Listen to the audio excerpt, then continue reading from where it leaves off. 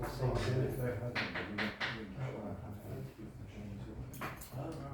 good evening everybody, and welcome to Sandwich Town Council and Finance and General Purposes Committee today, Wednesday the 16th of July, and thank you for coming. Just before we take apologies for absences received, I'd just like to say that many of you may have noticed that tonight we've not got too many reports or and accounts for approval. We've only got a couple of payment schedules and not the bank reconciliation or the overall accounts. We've had a meeting with the interim RFO, and obviously the interim RFO has been here now for a few weeks and has kind of bedded in after his short handover with Karen before she left, and he's undergone the training that he needs, and there's been some queries raised to him, and as he's been working on it in earnest now, not just being shown how things work, he's obviously applied his kind of cold eyes review, and he's noticed that there's some configuration issues with their system and the accounts. So we understand where the work needed to be done is. It's just a question of getting on with that work, and he's going to get on with that work. The system is interrelated, so the bank reconciliation statements feed into the accounts and the payment schedules, so there's a big loop. That will all be resolved by the end of August, and we will be back to having all of the usual documents in terms of the bank reconciliation statements and the accounts by that time. So please just bear with us. There's nothing untoward wrong, it's just one of these system configuration issues. So thanks for that. Item 1, apologies for absences received. Do we have any apologies? Thank you, Chair. Yes. Councillor D. Carter has a work commitment, Councillor P. Carter has a work commitment, and Councillor D. Marie has a work commitment. Okay, thank you. Declarations of interest. To receive any declarations of disclosable pecuniary interest from members in respect of the business to be transacted on the agenda. Does anybody have anything they wish to declare? No. Thank you. So we move on to item 3, which is the minutes of the Finance and General Purposes Committee meeting held on the 18th of June, which are attached. Do we want to take these page by page? Any comments? No. Any comments on any of the pages? No? I'm happy to propose it. Thank you, Mr. Mayor. Anybody? I'll second it. Thank you, Councillor Black.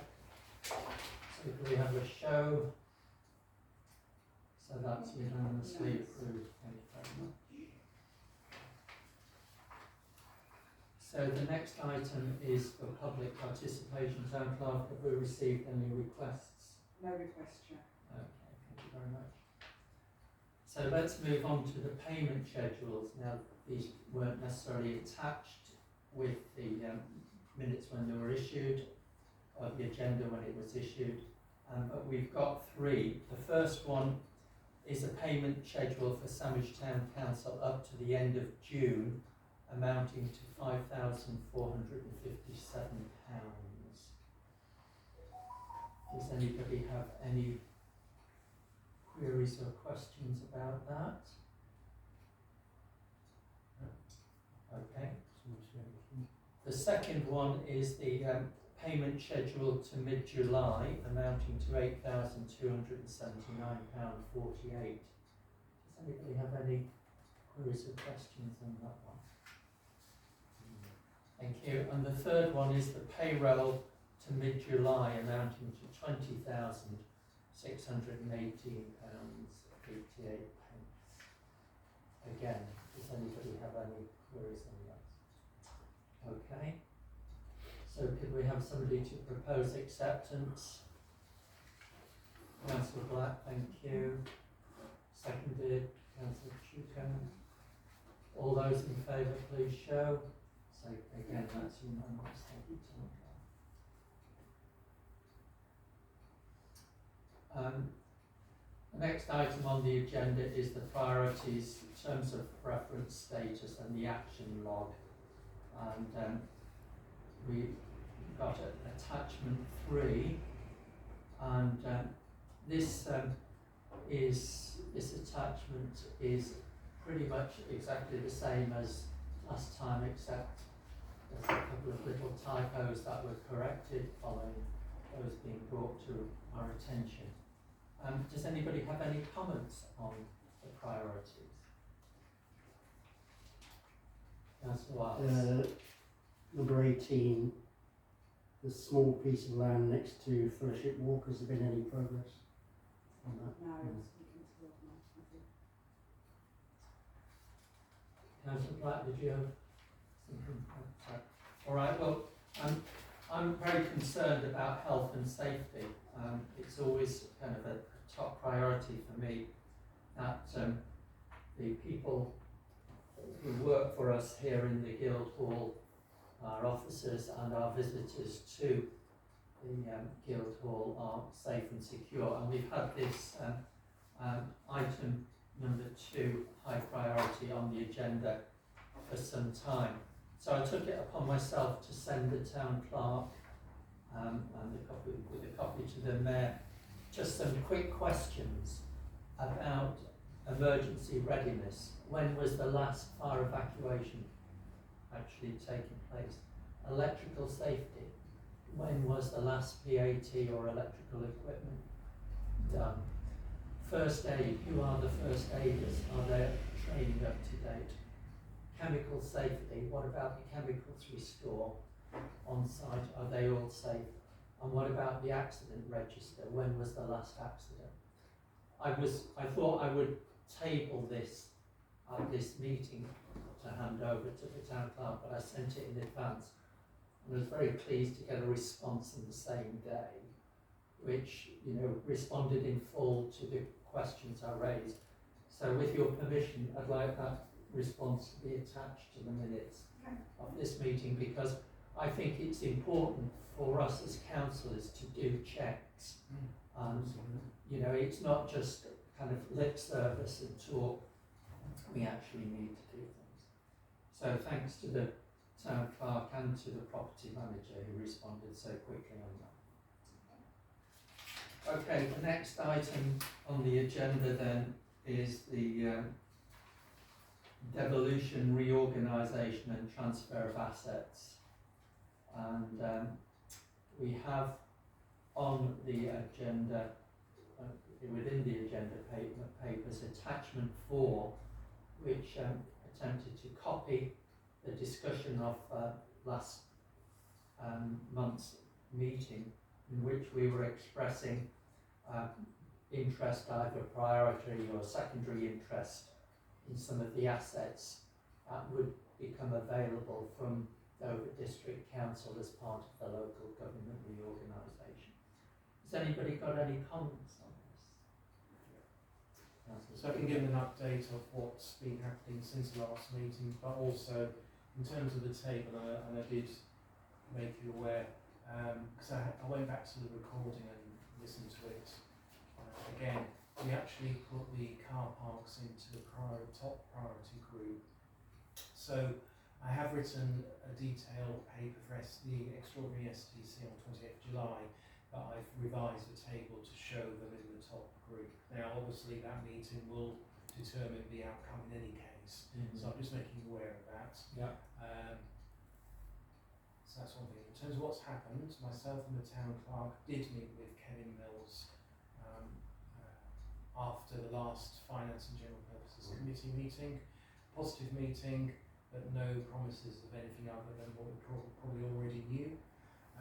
But we have got a further meeting now on the 31st of July, hopefully with some of the officers as well from DDC, and you're coming along as chair of this committee, with myself, the property manager and the town clerk, and and then we'll take forward the report that's discussed at the STC meeting as our baseline for the conversation. But I know this morning Councillor Anderson and Councillor Black joined a meeting. There were no surprises to me, but also I think what it gave me was the assurance that we're getting on with as much as New Romney are doing, because I felt that a lot of others probably haven't really paid enough attention to the issue. I didn't get that sense from the questions that were asked, but it would be really good to hear from you, because I had engaged with New Romney before the meeting a few weeks back, and what I've been doing has been springboarded off of what they've already done. So. Yeah. Yes, I was particularly interested in two things. First of all, New Romney seem confident that they will have transferred to them the car parks, which are revenue raising, and then Emmett spoke and said that he thought that Dover District Council was giving off rather different views. It's clear that different district councils are handling this in completely different ways. I still think that we should, and I'm pleased to hear that the car parks have gone back into top priority, because I've always felt that this whole process is an opportunity for us to take control of what happens in our town. And obviously car parking is a core part of what drives this town and strategies about car parking. That was the first thing that I sort of took note of. And the second point was, I'm still not clear, and I could have asked a question but I didn't, as to whether any of these assets will be transferred at a price, whether we will have to pay something to acquire some of them, and I've no idea. And was that answered? Was that, it wasn't because I left the no. meeting early, and I'm not sure whether anybody asked that question. So I have joined a number of meetings, including Ashford. Yes. We went to a Calc extraordinary general meeting. It's very clear that you're right, each district council is approaching things differently. If, for example, you want to take an asset that is like a building or even a plot of land, it has got an intrinsic value in the future in the sense it could be developed. So it's very probable that the district council will say, you can take this, but this is the cost. And that may not be market value, it might be less, but we would expect, from what I've been hearing and has been said elsewhere, things will come with a price tag, probably. Okay, thank you, Councillor Black. Yes, following on what the two colleagues have said, I did ask the specific question, is there any way to require a district council to hand over assets which are revenue generating? And the answer came back, no. I was a little surprised at Folkestone and Hythe seem to be fairly generous in giving these to New Romney because they are revenue earners, but whether they know something about the debt that will be incurred by the 3 or 4 unitary authorities remains to be seen. But it's very clear that Dover is hanging on to every single halfpenny it can. And of course the danger is that if they get some things which don't have an income stream, is they will then sell it on the open market for a developer. And that is a huge thing that as a council we really have to be widely aware of. And I'm thinking in particular of some of the play areas such as the ones further outside of town. Polder's play area, for example, would be a superb development opportunity for Dover District to flog it off, because it's right in the middle of some houses. It would be, and it's got access. But what would sorry. Can I just? Yeah. I mean, I can't actually see what's in the interest of Dover District Council to make a lot of money, because Dover District Council isn't going to exist. I mean, this money will just go northwards authority. Oh, it will do, but I suspect the unitary authority will be trying to get money from every constituent part to pay things, because at the moment the unitary authority does not exist. It'll be composed of either 3 or 4 districts coming together, and the unitary authority will then have its hands on assets, and it may well be in their political interest, possibly be able to say, look what we can do to address your debt. Who knows what the thought pattern is. Thank you. Yes, I raised the issue before of what is the mandate of Dover District Council, which will cease to exist in 2 or 3 years' time, to reach agreements of this kind, because their assets and liabilities will be taken over by a new unitary authority whose exact shape we don't know of and still doesn't exist. So in a sense, it's like negotiating with a ghost. We don't know if whatever they say is going to be the case in 3 years' time. We don't know what if they will be able to keep the assets, or if everything will be up for grabs again in 2 or 3 years' time. The whole thing is so badly managed, I find it just appalling. Have you got anything you wanted to say? I mean, if you think back to 1974, when Sandwich Borough Council was abolished, its assets were effectively expropriated by EDC. I'm not aware that any compensation was paid. Yeah. So this is that process in reverse to some Yeah. extent. Yeah. So surely EDC ceases to exist. They have no dog in the fight, if you like. So it's only the unitary authority that will have an interest in either retaining assets or selling them at a market value or a discounted value, or So the point is, the assets that we're looking at are DDC owns today. So it doesn't really matter whether they are the absence of any direct guidance and rules in terms of how to play the game doesn't mean that we shouldn't engage with them. That's what we're trying to do on a positive basis.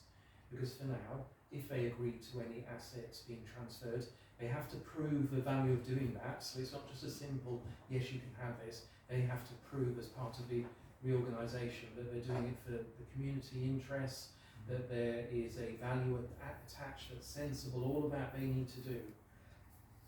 But in the absence of unitary council, they are the only people we can deal with. yeah. But they do have skin in the game because they will all move into the unitary council. So they will want to protect their turf as best they can because it will form part of a bigger whole. Well, whole is the right word, rather than WH, because there's debt all across the piece. And anything that they do to make that debt worse will not be for their benefit. Yeah, all right, thank you, Councillor Black. Yes, I think they do have an interest in the sense that a number of them, sort of at leader level and so on, will be interested in continuing their political careers. And if they can bring some nice moolah with them, well, good, and let's make some nice things for future things. I know this is cynical, but I'm afraid that's politics today. Okay, just kind of comment for me. It's obviously it's a novel situation for this council that are facing, and as you say, trying to negotiate with a ghost, and obviously there's some work in hand. I'm very conscious that we're kind of coming up to the summer kind of recess period, and there's a deadline at the end of November, and I think we as a council, obviously, even the simple table as to which interests which assets we're interested in, are starting to get our house in order. And yes, we will be up against these people who are trying to protect their jobs, etc., as they move forward. But the question I want to ask is that, are we best organised to be able to work in a fast, fluid and flexible way over the summer recess and into September and October? And I hate to suggest, but do we need to have a more empowered working committee or working group to address this, because at the moment it's falling on the mayor and the town clerk and property manager, and I feel I'm getting pulled into it type of thing, but I think it would be useful if the council were to explore this at the extraordinary general meeting, that we are best organised to be able to react. To some extent, I think we have to get the feedback from when we meet with DDC on the 31st. So I think that's a real enabler or a disabler in terms of what we do next. I think it's worth having that conversation in the STC meeting. I prefer that it stays with the committee, the Finance and General Purposes Committee for now, until we know what it is we need to do. So we can call a committee meeting fairly quickly afterwards, because you'll be there as well. You'll know what we'll need to do beyond that conversation. But for me, the next stage, actually, where we highlight areas that we want to investigate, they've got to come to us with data. So there will be a short period, because we can't make any decisions without understanding costs, income, hopefully, and any other aspects of any asset. So for example, any asset that's offered up, has it got covenant? Has it got an overage? So there's a whole host of things. So Condition surveys and all of these. they're the only thing that can only be delivered to us. We can't do that against a DDC asset at the moment.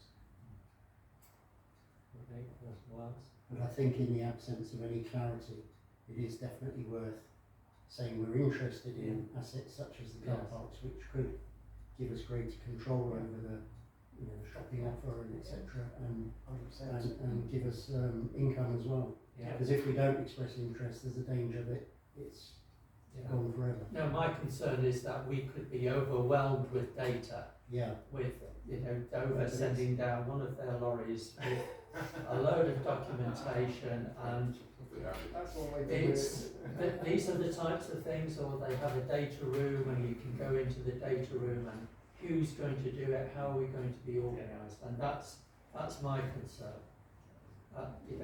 Whilst we're pushing them, they can certainly kind of kick back to us.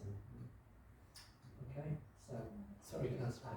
This is a question wearing the hat of a Jubilee Centre trustee, and I don't know if that's legitimate.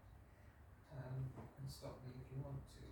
But the Jubilee Centre trustees have in mind that we could produce for the Town Council a breakdown of the finances as they currently are, and what it costs, what our income is, and so on. And I don't know whether that would be, and also some stuff about the history of the Jubilee Centre, which, as I think Councillor Wild said, it was owned by Sandwich Borough Council. It's been it now turns out possibly temporary ownership of DDC. Would that be a useful thing to do for the July the 28th meeting? I'm not so sure that it would actually, personally, because I think we could go to a whole raft of groups like the cricket club and the football club as to what's the running costs of the pavilions and so forth. So, and I think to keep this solely as, understand your involvement in the Jubilee Centre, and we did have our kind of declaration of interest at the beginning and so forth. So I would prefer it's just another asset at the moment. I don't think there's any benefit in getting that information until we see what they've got to offer on all of these assets. And I would say that there is an opportunity for the trustees of the Jubilee Centre to think about whether it's an opportunity they might want to pursue themselves directly with the district We council. have talked about that and have come to a decision. Okay. I think we've been made privy to what that is. Oh, you haven't? Okay. So maybe afterwards. Okay, That would be helpful to know. any other comments? Or in summary then, what we're basically saying is that there's the paper going to go to the council a week on Monday, advising them of the current status. we might just include the question as to how are we best organised over the summer period. Then a meeting is going to be held at the end of the month, after which hopefully there will be a bit more clarity and information to be able to potentially call further meetings either of this committee or of the town council. Okay?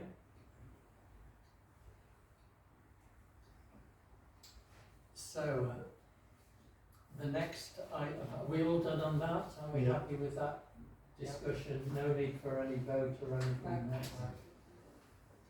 The next item on the agenda is item 8, which is to do with the registration, the charity incorporation of the Maddox document, Maddox, and a letter from Harris Allday. Town Clerk, do you want to speak to this? Yes, happy to do that. Thank you. This is just to share the updates for the procurement of the advice to progress the establishment of the CIO for the Maddox Fund. We also have an update from EFG Harris Allday for the Georgina Maddox Fund portfolio. Following the debate at full council on the 2nd of June and the subsequent meeting of the Maddox Charity Management Committee on the 30th of June, it was agreed that further opinions should be sought for the draft CIO registration document before a report is submitted to full council on the 28th of July. That's the extraordinary meeting. Sandwich Town Council is clear would like to establish the foundation CIO with the 16 members of Sandwich Town Council as the sole trustee to carry out the wishes of Georgina Maddox and left the legacy of approximately £3 million to the council to be used for the benefit of local community organisations and groups at the council's sole discretion. So I won't read it all verbatim for you, but in summary, the council previously agreed the purpose of the fund was to support not-for-profit organisations and groups.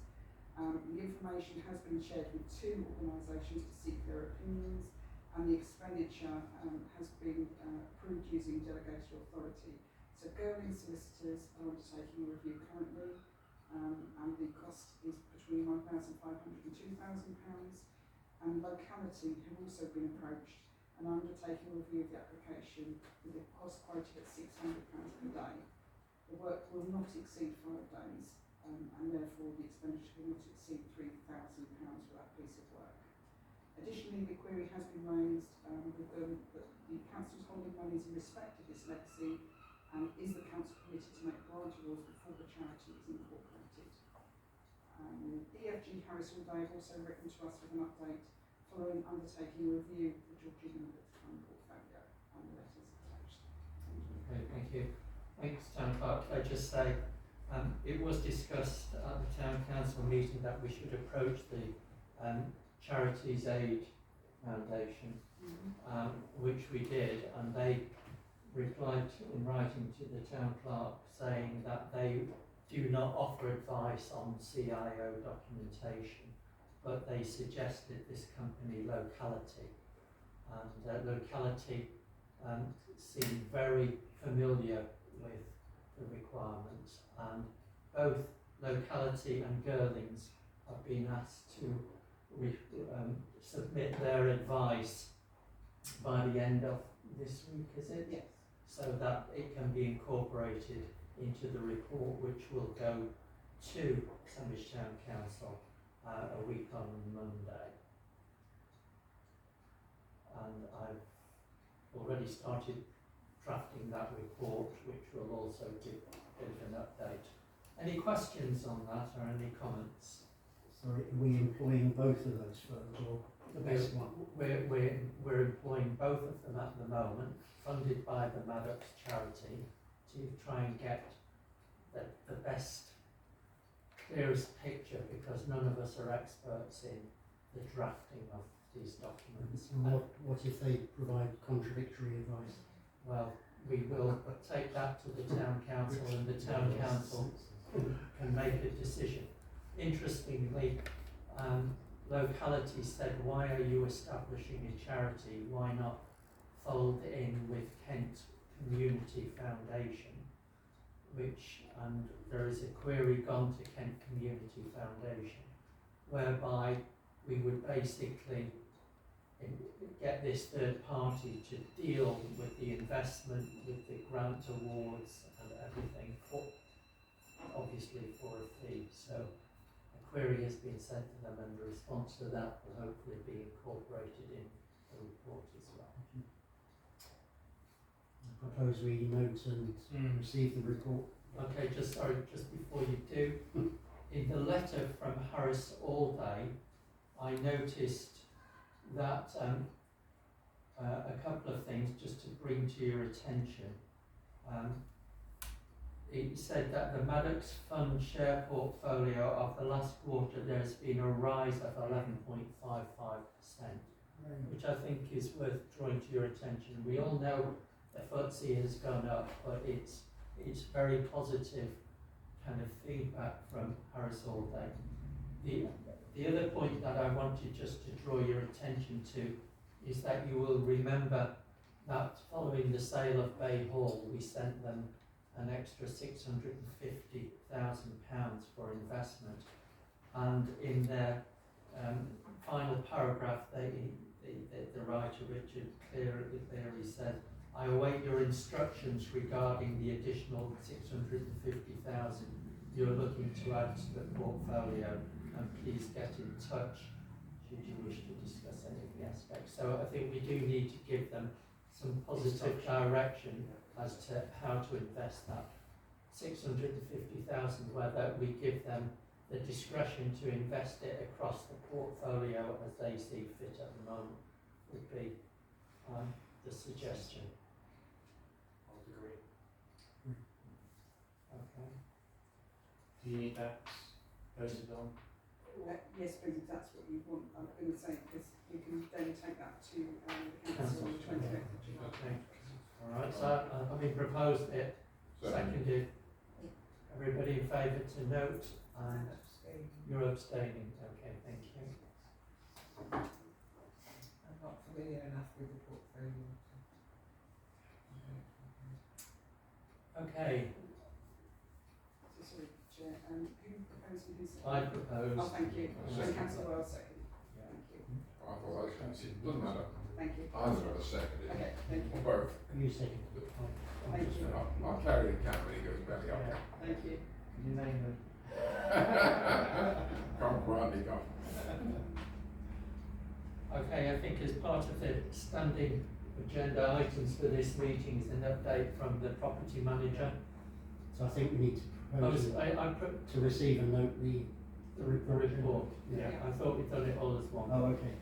That's what I assumed, but Okay, fine. yeah, so, thank you. All right, agenda item number 9, the property manager update. He's prepared a report on Fishergate, on Drill Hall, Boatman's Chapel, and he's asking us to receive and note the reports. He's asking for agreement to obtain quotations for the legal work to have Fishergate and the chapel registered correctly, because there seems to be some legal anomalies there. He will be bringing these figures back for further discussion and hopefully an agreement at a later date. So, any comments? I think I did mention it possibly when we talked about assets last time. I did, regards the mounting costs around trying to get the legal documentation right. Let's be very cautious as a council in the sense that we have got limited funds available to finance these extra costs. So rather than necessarily every time something comes through just say tick, get it done, we do need to track this properly and make sure that we're not running away with spend, because our contingency is 59,300, but we've got the recruitment costs to come out of that. So we do need to be prudent. And we need to keep an operational minimum operational 2 to 3 months. 2 to 3 months. Yeah. And again, sorry, just to backtrack, but when we start talking about the transfer of assets, we could well have to incur legal costs and so forth on that, and that's what I was kind of intimating, type of thing, that we're properly organised, because it's not just the people, it's the funding to get the work done in a short period of time.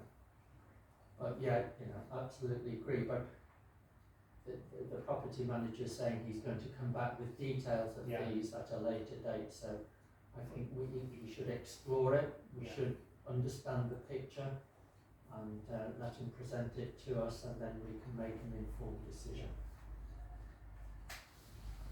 Any other comments on the property report, Town Clerk? Thank you. I've had a further update from the property manager since this report was shared with you.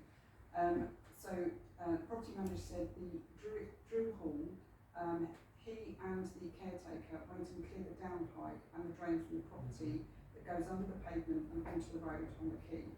Whilst this was the tenant's responsibility, the tenant was thinking about cutting through the downpipe, and the property manager knew that it was blocked because of the sound it made when he tapped it with his keys.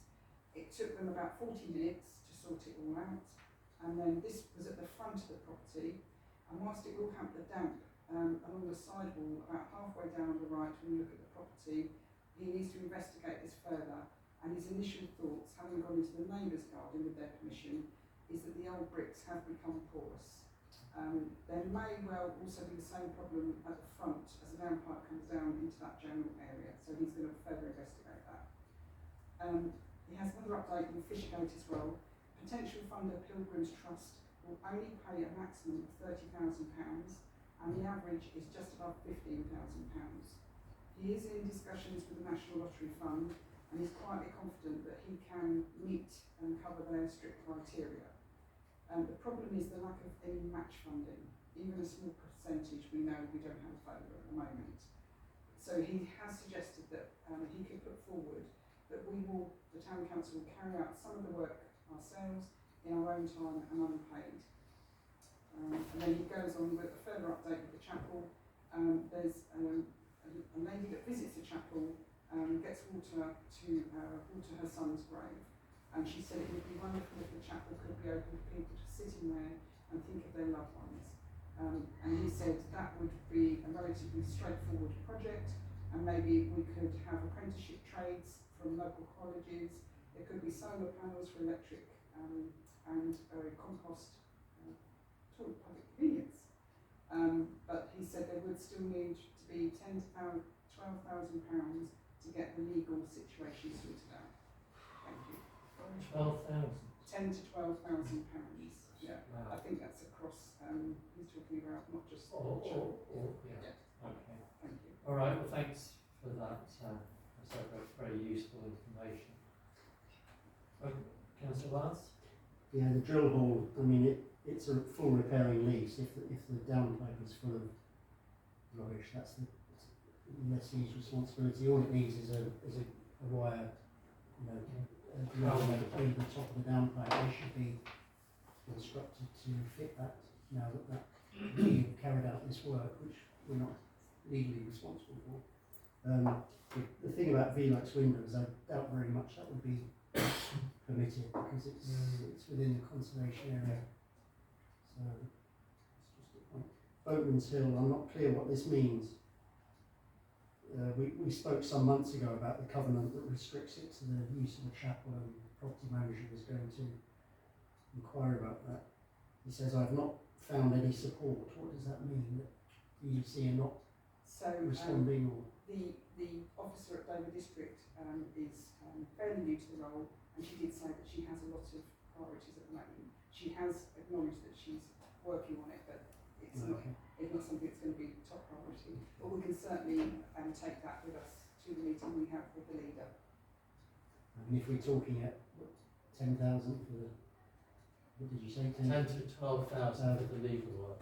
It makes me wonder if we just dispose of this asset because it has no long-term income possibility, does it?